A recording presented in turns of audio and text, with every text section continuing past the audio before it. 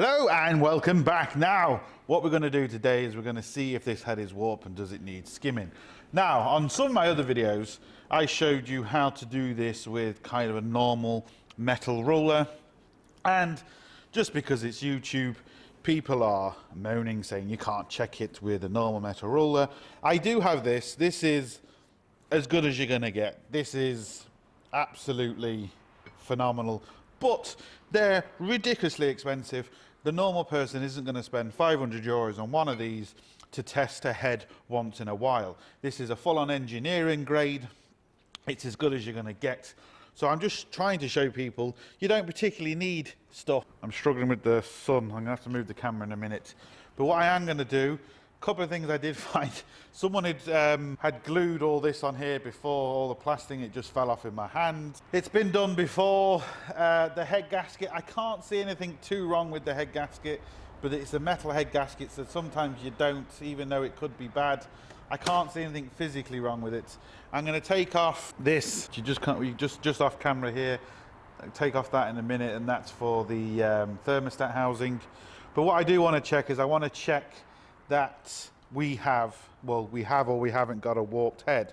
And the easiest way to do it, you do your corners like that, and you also then do your edges in the middle on the side as much as you can. There's a few ways of doing it, but what I like to do is I like to get a torch inside and see if we can see any of the light shining through the torch on the flat areas. That's the way I'm going to do it. Let me try and set this camera up a bit better because the sun's causing me a problem. Right, hopefully that's a good enough angle. Right, what we've got to remember here, we've got a metal head gasket. So we need the head and the block to be smooth because a metal head gasket is less forgiving than a normal head gasket. You can put feeler gauges in here to make sure there isn't a gap. Like I said, there's a few ways of doing it. One of the ways I like to do it is just get a torch and shine the torch behind and see if we can see the light shining on the flat areas. And unfortunately the camera just isn't in the right spot yet. Right, hopefully that's going to do. And now we can see, might not be able to see on camera, but I can see a huge gap there, unfortunately. You can really see it on that one. Is the camera showing it? Yeah, the camera is showing it right here in the middle. We do have a gap. Let's just go straight across to see. Right, we're not completely badly warped, but we are. Head does tend to normally kind of warp in the middle. See on this flat edge, showing the torch in behind it. Now, can you see that there? Yeah, you can see that compared to this side. So we do. Yeah, this head is warped. We're going to send it away, get it skimmed, get it pressure tested, and when it gets back, we'll bang it on. Lovely. Right, what I've done is I've cleaned this off as best I can. Lots and lots of scraping, a very, very light sand. I know people are going to say, oh, you can't do that, you get all bits everywhere. Look, you just don't. Clean out all the ports after with a blast of air. And also it's definitely not a really good idea. You have to do it. Blow down all the holes where the head bolts go, because if you've got any water, oil, or anything in there, you can actually split the head. Now, there's a few issues I'm slightly concerned of. This area here, the head gasket, the old head gasket was slightly lifted here. And as you can see, the material started actually coming away, the surface area. Now, it's not actually a part of the head gasket as such, but yeah, another little bit up here, but again, that's not part of the head gasket. So I've got it as smooth as I possibly can. There's nothing I can do. They're not going to replace the engine. You know, it's not part of the head gasket. If it was in the middle here somewhere or something, then yeah, you'd have to sort it out. But it's right on the edge. You can see where the head gasket kind of runs, so we should be okay. Just kind of cleaned off the top of them because they were there. And this is the new head gasket. Now, I got a complete head set, so I'm changing all the gaskets. But as you can see, just put it on the dowels there. It does say top. The sun might be in the way, but it does say top there. So that sun's annoying. There we go. So it does say top there. Some head gaskets can only go one way. Some can kind of go both ways. That's what she said. And yeah, so just make sure you have the top, if it does say top. As you can see, this will only go one way because it only has the ports that side. So I've measured that with the rule again, and it looks absolutely perfect. So we're really now waiting for the head to come back and stick it on. Now with the new head gasket, you do get a sheet telling you which way to actually torque the bolts down, and you do get torque specs. Now I have to admit, I haven't seen anyone yet that is actually off. So these torque specs, I am going to double check on my computer, but I haven't come across one yet that has been wrong. But it's always good to double check. So that's our way we have to tighten them. There's our torque settings. We've got 25 newtons, 90, 90, 90 and 45. That last 45 is going to be scary because it's really tight, and you know, you could potentially have a weak thread here or something, but we just have to do it. There's nothing we can do about it. We have to torque them down. If the thread breaks, the thread breaks and it pulls it. It's just the way it is. Wait for the head to come back, and yeah, we can start building this baby. This is why it's always good to get a full head set. I don't know if someone's been here before or what, but you can see half it's missing. This was the old rubber, really hard, just gonna crack. And obviously with the new headset you get all the rubbers in. So what I'm going to do is I'm going to put that in. I'm actually going to put a seal of bead, a bit of sealer around the outside, just because I am slightly concerned about that. So with a bit of sealer around the outside, that should be 100% clean on the head, because obviously where this sits is quite bad. So we're going to do that. No point me showing you it, but you'll get the idea for you and yourself. And yeah, ready to stick the head back on. Now it's typical, isn't it? I was trying to save the customer money. I thought I'd get away with this, but it just goes to show you how things can kick you in the arse. The job was expensive. I was trying to save the customer as much money as possible, but sometimes, as you'll see later on, you can't necessarily always do it. Oh, look at the shiny heads all back. You can see I've sealed that, as well as put the new rubber seal on, as well as the kind of the gasket seal as well. So what I'm going to do now is just going to bang this on. Once I've got this rested in place and the head bolts just down, we'll turn the camera back on and we'll actually torque this on camera. Lovely. Right, as you can see, all that horrible, crappy, lumpy oil's all gone.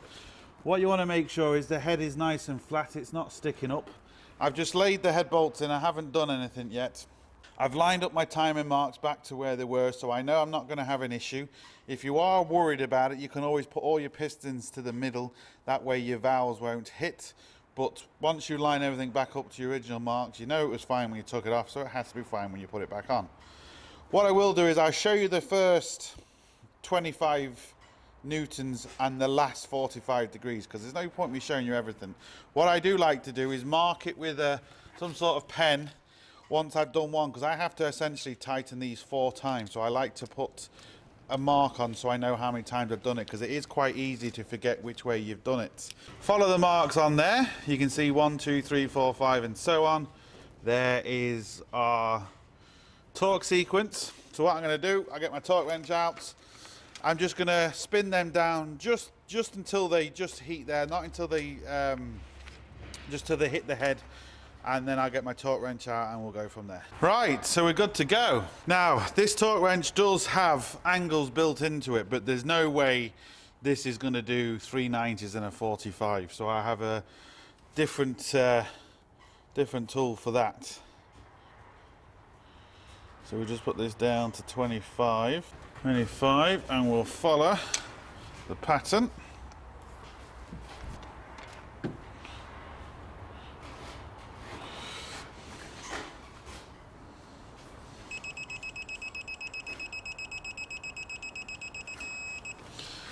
So 5, number 2.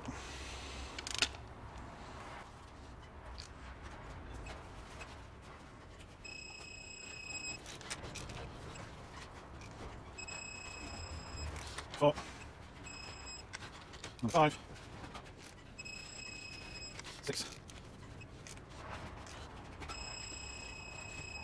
7, 8,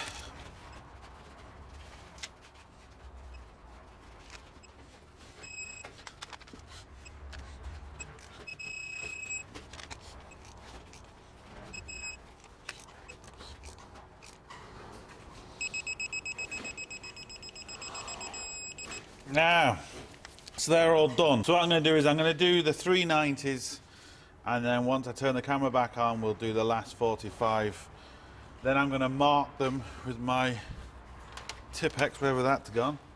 Get that first, and then I'm going to mark them from here on in.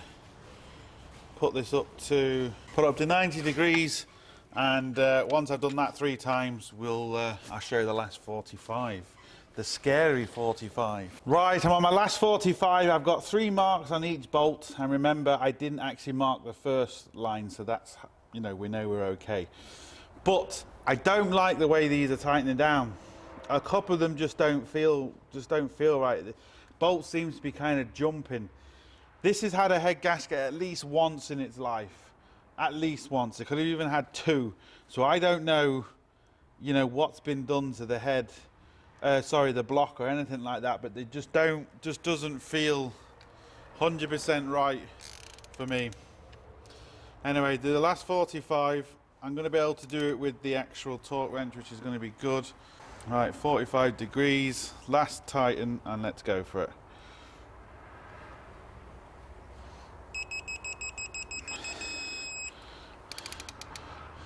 Now that actually tells you also that was 96 Newton.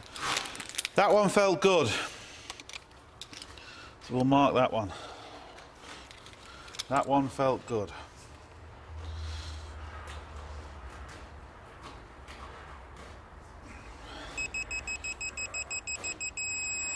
Just doesn't feel tight enough after all. I was expecting this 45 to be kind of a lot scarier, but it isn't. Like I said, I don't like the feel of them.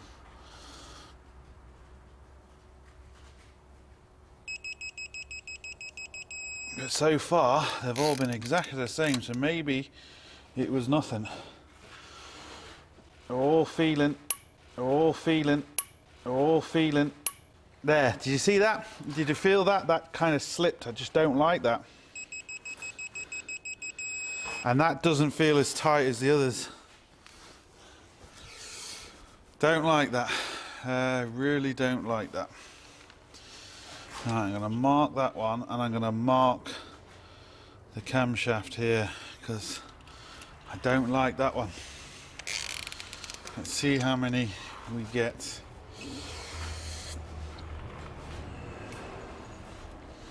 I'm glad I caught that on camera. That one felt good.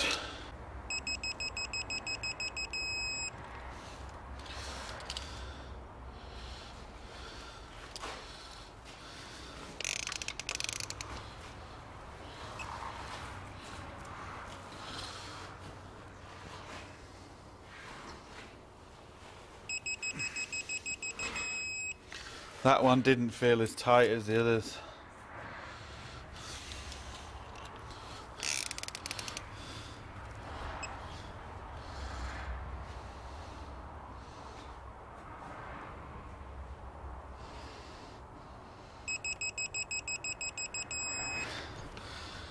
That one felt good.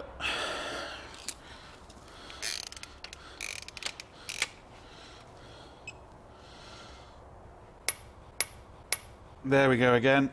Don't like it. And again, doesn't feel nowhere near as tight as the others. So that's 3. I mean, 1's too many, but I'm gonna have to speak to the customer. But I just don't like that.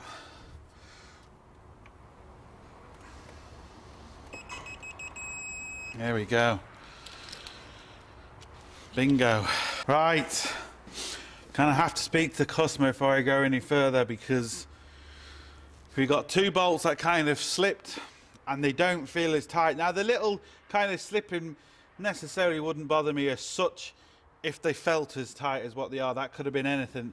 You know, you can put a bit of grease in behind there, them washers, just to help that, but they just didn't feel as tight. These 3 didn't feel as tight as the others.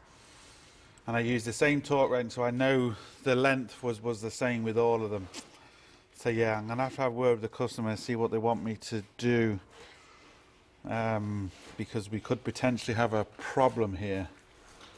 and I want to get it out of my hands and tell the customer and let them decide what they want to do. Right, so after I've done that, we'll continue, or will we? I don't know, people. I don't know. Okay, I've spoke to them, and like I said to them, unfortunately, you've only got a couple of options, in my opinion. We either go ahead with it and hope for the best. I mean, they have tightened down, they just don't feel as good as the other ones. Or we basically get a new engine. So you either go ahead with it, get a new engine. The problem is, I don't know what's happened to this before. This has had at least one head gasket in its time, at least one. Maybe another one. So have these bolts been tightened down properly? Have they been, I just don't know. I checked the threads, and all the threads looked okay. That's as far as I can really do it. None of them look damaged or anything like that. Has the head been skimmed that many times that the bolts are bottoming out and stuff like that? You know, you just don't know. Well, they're not bottoming out. I'd feel them if they are.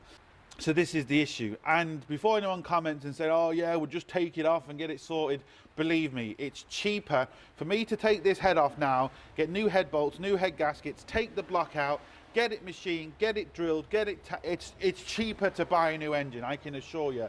When the people comment, they're not from where I am, they don't understand anything, and it's as simple as that. You know, you can't comment unless you live in the same area, you know the prices of things. It's just as simple as that. So what I'm going to do is I'm just going to continue. Again, I'm not going to be able to show you everything, but I'm going to be able to go. This is the new thermostat which goes here, so we're going to put that on. This is the new seal. We're going to put the intake manifold on. We're going to get all the pipes, make sure you get the earth, because none of the sensors will work, the car won't start, there's little earth that goes there. Put the throttle body back on. I'm going to kind of do all this, then I'm going to put the exhaust manifold back on. Again, we've got new gaskets and everything for the exhaust manifold. Once I've once I've done that, and again, it's just putting on nuts and bolts, you know, it really is, I can't, and clips, I'll just get in the way of the camera. So once I've kind of done all that, we'll get to the timing belt next. Lovely, sorted. Yeah, how gangster am I? Sorted. Right, people, what we're going to do is we've got the new gasket, which comes with the ones, I'll just get you down here. It's all one. Don't be tempted to kind of break this off, because this is actually all one. So it goes in for the spark plug and for the holes and everything, and it goes completely around, because the old one is just old, tired, cracked. It's just no good. So what I'm going to do is I'm going to fish out the old seal in here, and then again I'm just going to put it on top. So I want to try and stop as much crap getting in as possible. No point me showing you all this because it's just tightening down bolts. So I'm going to tighten this down, then I can clip my rest of my wire harness in properly. Then what I'm going to do is stick the catalytic and the exhaust back on. Then we can stick the radiator back in, put the pipes on, then we can finally do the timing belts. And then yeah, we'll be sorted. I'm not going to be able to show you everything just because I'm going to get in the way, but at least you're going to get the idea. So here's the old radiator, there's the new one. So we need to compare them, make sure the holes and everything's in the right place, where they actually mount, because all the rubbers have to come off the old one and go on to the new one. Also, all these clips that are here have to be transferred to the new one, so we have to make sure they're all there. The drain is on the same side, slightly different style, but it's on the same side. So yeah, I'm going to transfer everything over onto this one and fit it in. Like I said, I'm not going to be able to film it just because you just cannot see it, but all it is taking off clips and putting on bolts. It's as simple as that, people. So once I get that done, we are then ready to do the timing belt. Right, here we go. We have more or less everything back now. We have the new shiny radiator back on. We have the fan back on. All the pipes and stuff. All my connections on. And everything. I've obviously left everything this side because I want to take the bottom pulley off now. So what I'm going to do is I'm going to get it up on the lift properly. Take off the fan belt. Take off the bottom pulley. And then I'll take off the engine mounts. And then we'll get to actually do the timing belt side of things, and I'll show you as much as I can there. So there we go. It's kind of looking like a car again. Let's just hope, you know, this is going to work, because, you know, it might not, but the customers told me to go ahead. I have told them, so we just have to kind of wait and see. Right, let's first go through the kit to see what we've actually got in there. We have our new water pump, which isn't driven by the timing belt, so it's separate. We have our automatic tensioner, have an idler, bolts, and the timing belt. Now, when I squeeze that belt together, as you can see, no cracks, no nothing. Look at this. I know I said this in the first part, but they were so lucky. And the camera might not show that up, but just look how cracked that is. That was just waiting to snap. But not only that, when you actually come down, this is the automatic tensioner. If you can see, look at that. That's the tensioner. That's the play in the tensioner. That shouldn't do that. I mean, the tensioner's still kind of working. It doesn't feel very strong, but look at that side to side play movement. That is really bad, people, like crazily bad. Now, what I'm going to do, as you can see, I took off the bottom cover, the engine mount here, and we also had to take off the automatic tensioner for the fan belt. That's just one bolt, nice and simple. So the dog can see the rabbit. So what I'm going to do now is, I just left that on there so I could show you. I'm going to take off this tensioner and this idler, but what's very important, I'm not going to be able to show you because I can't see it myself, but on the new tensioner, you have a metal spike sticking up. That has to go into the cutout in the engine, because that's what gives you the tension. That's what gives you the spring back tension. If you don't do that, you're not going to get this spring back tension, and you're not going to be able to tighten your belt properly. So that is vitally important. What I'm going to do is, because I can't film this, I've marked the bottom pulley. I got my top pulleys back to the same marks. Just got a screwdriver in there holding that one. I could mostly put another screwdriver in there holding that one. Make sure my bottom pulley hasn't moved, which it hasn't. As you can see, before I took it off, I marked the pulley against the cover just to make sure it didn't move. Didn't move, so I know we're okay. When I take off the bottom cover, I can mark the bottom pulley. So what I'm going to do, take off these two, this tensioner, this idler, sorry, this tensioner and this idler. I'm going to put the new ones on, and then I'm going to put the belt on, and then, you know, because like I said, I'm not going to be able to get you down there. I'm really, really stuck for time. If you are unsure about anything, you do get in the instructions, well, this is the wrong one, I think, but you do get, there's two instructions. You do get all the timing marks and absolutely everything. I showed you it on the first part in the computer, exactly what to line up. I just can't go through everything because this car needs to be back. I'm working late on it again this evening because they need it back. I need to get it out of the lift, and we also need to see, is it actually going to work properly? So there's still a lot of ifs, buts and maybes, but we'll get there. As soon as I get the time belt on, we'll turn the camera back on, we'll do the water pump, and then we can try and start this bad boy. Right, okay, I've done it a little bit awkward, but not the worst. It's handy that this is like a self-tension, so you just keep pushing. It's 6mm or 7, I can't remember, Allen key on it, and it just, you know, put it back, release the tension, and it's a self-tensioner, so you don't need to worry about how tight it is because it's a self-tensioner. This did move a little bit, but nowhere near as much as the old one. So, I mean, even the old belt, they were seriously lucky. You do get a new bottom bolt. You might as well put it on with the kits. You don't get a new washer, but you get a new bottom bolt. I have turned this, well, I've turned this 4 times, but you need to turn it at least twice, just to make sure nothing's binding, nothing's, you know, it doesn't kind of make a noise and it doesn't turn anymore. If you have got the timing wrong, it doesn't matter as long as you turn it by hand, because you will not do any damage. You'll come to a point where the engine will stop turning, and then you're going to have to line up, or you take your belt off, line up your marks again, and just make sure you got it right. If you try and start the engine after you put the belt on without turning, you could do serious damage. So do not, under any circumstances, start the engine without putting it around by hand. Now again, if you're still off, but you've turned it by hand, you will not do any damage. The engine might run like crap. It might start, you know, backfiring and smoking and doing all sorts. It might not even start, but you will have not done any damage. You just need to, you know, turn the engine around, make sure all your marks line up again properly. So don't worry about it. As long as the engine doesn't lock, you're okay. What I'm going to do now is I'm going to replace the bolt. I'm going to put all the engine mounts and covers and stuff back on, and then we'll do the water pump. I'll try and film the water pump as best I can, but again, there's just no room. And once the water pump's in, we can start this and see if it starts, see if it's going to hold water, and essentially see what it's going to do. Because at the minute, I don't really know what it's going to do. Put this cover back on and do all that. Once I get all that on, I did try and do like not a time lapse, but you know, speed up the video as I was putting the belt on. But when I checked back the footage, I was just getting in the way and you cannot see anything. So I'm just not going to be able to show you that, unfortunately. But again, you're going to get the idea.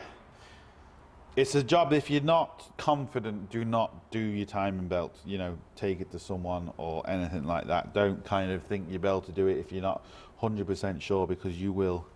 Well, not you will, but you could do some serious damage to your engine. So, yeah, that's it.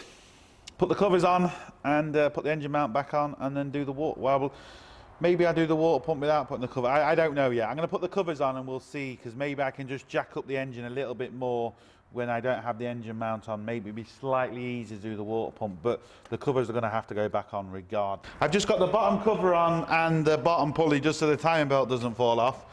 I haven't got the map sensor or anything really plugged in, so this might not start, and even if it does, it might sound a bit ropey, but I'll know if it's a timing ropey issue or just kind of because none of this is here. Vacuum leads are off and all sorts of stuff. So I just want to kind of see if it starts or if it blows up. So this could make a good YouTube video, especially if it blows up.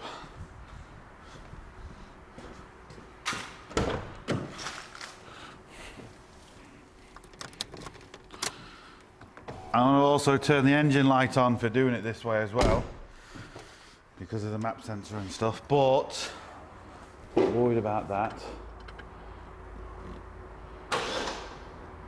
Oh, of course, I haven't put the spark plug in. Spark plug's not in, and this isn't even connected. I just put that in. Right, I just cranked it over, I just wanted to see. But right, let me put the spark plugs in. I've got 4 new ones, so I might have to do that now. Put 4 new spark plugs in and also connect that. And then we might have a chance. Even though I didn't try and start it, but I just realised because that moved as I turned it over. Right, and before anyone says, yes, I have put new oil and a filter in it, before anyone tries to get clever, but the spark plugs are now on and the actual coil pack is connected. So let's see what happens.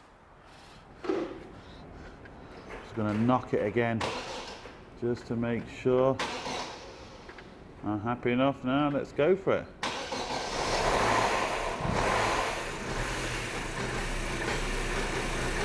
Now that is because like the vacuum pipe is off, but I'm happy with that. There's no rattle, there's no bangs. It is spluttering because the vacuum pipe's off, the map sensor is off, so that's kind of why that's doing that. But there's no banging, there's no rattling, there's nothing that actually concerns me. So I'm going to keep going. I mean, I have to keep going regardless, but there's nothing that concerns me as regards timing or anything along them lines, you know, which is good. So it's now a case of, I think, doing the water pump next before I put these covers on, because even these covers are going to be in the way. And I think I'm going to do it without putting the engine bracket on, so I can lift the engine slightly higher, and hopefully we can kind of get you in there, but we'll have to wait and see on that. So yeah, happy, sorted, lovely. Now unfortunately I'm just losing light, I'm losing time, I'm working late and all that stuff. I'm not going to be able to show you all this, but to take the pulley off is 3 T40 Torx. To take the water pump off is 5 E10 inverted Torx, and that'll take the water pump up. Just make sure you have the rubber seal actually on, and this is a plastic water pump, so it's always a good idea to change it regardless anyway, and especially because it's an Astra. That's another reason to change it. So I'm going to get that on, get the covers back on, get the pulleys back on, get the fan belt back on, and get the tensioner back on, which is over there, and also get the engine mount back on. Then we can actually start this and try and bleed this and go through the process and see if we get water in the back, see if it actually bleeds, does it hold pressure. I don't know, I really don't know. So we're going to find out shortly. Sorted. Right people, I think we've come to the end of this, but I'm not sure. This has been a nightmare. Got the car all back together and it was leaking. Now, We knew this already from when we took it apart. There was a piece missing here. It was leaking out of there, but it was also leaking out of here. So it was actually leaking in two places. Couldn't seal it, couldn't do anything. A nightmare. So I decided, well, I rang the customer, told them, look, they're going to need a new one of these. Not really a big deal. Knew it was expensive, but, you know, kind of get it the next day type thing. Ordered it last Saturday. Over a week it's taken me to get this.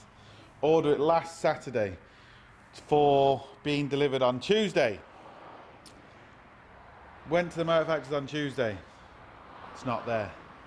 They said we ordered it, but it didn't show up. Their crowd forgot to put it on the order. He then checked on the computer and it wasn't listed to be sent out for Wednesday, which is the next day. So he rang them up and he said, look, what the hell's going on? We was promised this. The customer's been waiting for this car for like 2.5 weeks now, with parts, with bank holidays, with all sorts of stuff that's happened. It's been a nightmare. Then they turned around and said, I shit you not, that their machine has broken down. Essentially from the peak where we got, well, not where we got this from, but where we was going to get this from, they have some sort of machine that picks a part off the shelf, puts it on a conveyor belt, brings it down to them, and they ship it out. So they type in whatever number it happens to be and it gets put on the conveyor belt like a vending machine almost. And they said the machine's broken down for a week and a half. Well, there's a couple of things wrong with that. One, why didn't you tell us when we ordered it, your machine was broken down? Two, why can't you just open a fucking door and take it off the shelf yourself? Shelf even. You know, I mean, like, there must be some sort of way you can get into it. It's not just going to be a closed, you know, thing, because that's just stupid. Anyway, then we had to go to the main dealer. But not even the main dealer had it in stock. So that's the part number, for anyone's playing along at home. Main dealer part.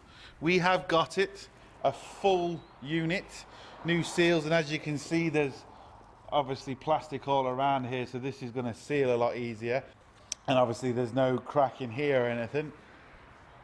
Even with everything I did with this, because the radiator was leaking, there was no pressure built up in the system, and I couldn't see any leak from here. That's just the way it goes. It's one of them things, as you can see from the first video, I checked absolutely everything. When a car isn't under pressure and it was a big hole in the radiator, nothing else is going to be under pressure, and it's impossible to test everything. It just is. Anyway, we're finally here. I've got to shove this back on. We've got new temperature sensors, new everything. So I'm going to put it back on. The rest of the car is done. So all the timing belt and stuff, all the air box is back on. The front grille is all back on.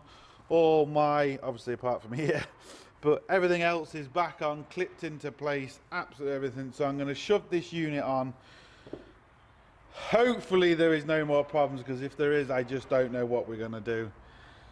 Put the antifreeze in, get the water in, get it bled, get it out, and hope for the best. And the reason why I say hope for the best, because as we know, there's 3 head bolts that hasn't tightened properly. I've told the customer, he was happy enough to go with it. The second one is, I'm not going to be able to test this car. They need this back like, you know, 4 years ago. So I have to give it to them this evening. When a job like this, I would normally like to keep the car an extra day after I finish, put it through as many heat cycles as I can, let it cool down, let it heat up, let it cool down, just to make sure everything's flowing properly, to make sure there's no air locks, to make sure there's no leaks, to make sure there's no nothing. Because if there's air locks, if there's leaks, because there's no temperature gauge in this, you can't see and it's not obvious, and we could be back to square one, and all this money is just gone for a Burton. It's really not ideal. It's not ideal in any situation at all, but sometimes it just happens like this. The customers know there's nothing I can do. There's just nothing I can do. So I'm going to get this on, get all the water in, we'll turn it on, we'll bleed it, we'll go from there, and just fingers crossed. That's all I can say. Fingers crossed. Right, it's looking good so far. There's no leaks down there. It's bubbling up through there, which is good. I've still got the cap off. Sounds okay, no leaks. I'm monitoring the temperature, which is 63. And we'll look out the back. There is a little bit of water, but don't worry about that, because we don't know, well, we do know the exhaust is going to be full of water. Now, what was happening before is there was loads of water coming out. This is hardly any. So now if this keeps going on, you know, after a few days, then yes, you do need to be worried. As long as you're not losing any water in your header tank, then don't worry about this. This is just residual water that's in the exhaust system. The only thing we do have to worry about is the catalytic converter. All the antifreeze and water going through it. But anyway, that's not my concern at the minute. I will just get the engine going, stop the leaks and do all that. So I'm just waiting for this to essentially bleed, and we can see if we can turn the fans on and we can see what, yeah, fingers crossed people, but it's looking good. Right, we seem to be okay. It is throwing up a land descender fault, but you would kind of expect that with it being washed with water. It might come back to life, but I don't know. But anyway, not really my concern at the minute. Just need to get it going. It's not overheating. As you can see, no more water coming out the back, which is obviously a good sign. So, just going to let this cool down, check the level, and then ship it forward. Fans are kicking in. You can hear them, which is fantastic. So we know everything's working now. Fans are kicking in, thermostat's open, control, absolutely everything's working. Just let this cool down and check the level. Right, it's done. Just got to top up the water a little bit. I'm just going to let it cool down a little bit more, top up the water, because it's all done kind of well, it's done kind of one cycle. Like I said, I would normally like this for at least a day afterwards, doing something like this, you know, starting it, stopping it, starting it, letting it heat up, letting it cool down, letting it heat up. Take it for a drive as many times as I can before I give it back to the customer, but just cannot do it in this case. Told the customer this, and this is where it comes to kind of protecting your own arse. Because of the head bolts, because I can't test it properly, I've essentially written a letter, and I'm going to get the customer to sign it to explain when I called them, what I said, you know, what they said to continue with the job and stuff like that. Obviously videos and stuff like that helps as well, but it's just so everyone's on the same page, you know, because I don't want to get blamed if this comes back in a couple of months or a couple of weeks or a couple of hours because there's an issue with it. Do you know, 3 of the head bolts didn't tighten. I'm not particularly happy with it, but it is what it is. There's nothing I can do about it. So that's it. The saga is finally over. There's no more water coming out of the exhaust. There's no leaks in it. It's doing what it's supposed to do. So all we can do is kind of wait and see. So look, everyone, hope it helps. Like, share, subscribe, all the usual. Don't forget, links up here, links down below. But most importantly, don't forget, get your hands dirty. See you for the next one. Sorted.